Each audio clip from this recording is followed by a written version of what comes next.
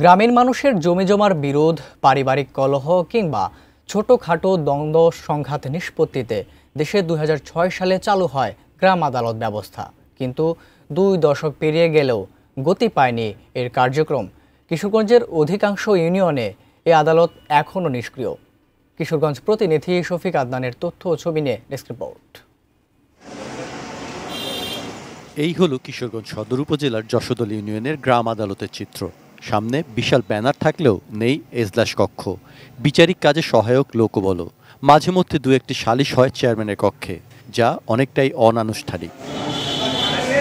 কেবল যশোদল নয়, সদরের কর্ষা করিয়াইল ও দানাপাটলি ইউনিয়ন পরিষদে গিয়েও আদালতের কোনো কার্যক্রম চোখে পড়েনি। এজলাসটা যদি থাকে তাহলে মানুষের মাইন্ড সেটআপটা অন্যরকম হবে, ওই পরিষদের গ্রাম আদালত বিষয়ে তাদের মাইন্ড সেটআপটা অন্যরকম হবে। আরএফএল অডিটর, বাঁকা হয় না, ফাঁকা হয় না, আর ভাঙা এক কথায় অসম্ভব।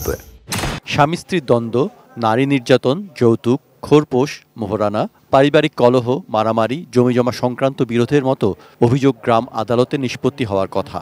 ইউপি চেয়ারম্যানকে প্রধান করে বিচারিক প্যানেল বিচার কাজ করে থাকেন। ৩ লাখ টাকা পর্যন্ত বিরোধ গ্রাম আদালতে মীমাংসার বিধান রয়েছে।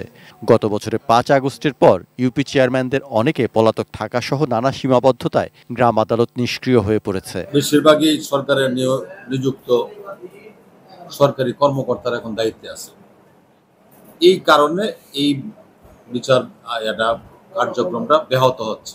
স্থানীয় সরকার বিভাগের বাংলাদেশ গ্রাম আদালত সক্রিয়করণ প্রকল্পের সহযোগিতা দিয়ে থাকে ইউএনডিপি ও ইউরোপীয় ইউনিয়ন। গ্রাম আদালত চালু রাখা ইউনিয়ন পরিষদের বাধ্যতামূলক কাজের অংশ। স্থান সংকুলনের অভাব একটা কারণ, আরেকটা কারণ হচ্ছে এই পরবর্তী পরিস্থিতিতে বেশিরভাগ চেয়ারম্যান দেখা যাচ্ছে যে অনুপস্থিত, আর যারা উপস্থিত আছেন তারাও দেখা যাচ্ছে যে এজলাসে বসে বিচার করার চাইতে ওনারা বাড়ি বাড়ি গিয়ে বিচার করাটা বেশি পছন্দ করছেন। Saikat Dasgupta, desk report, ATN news.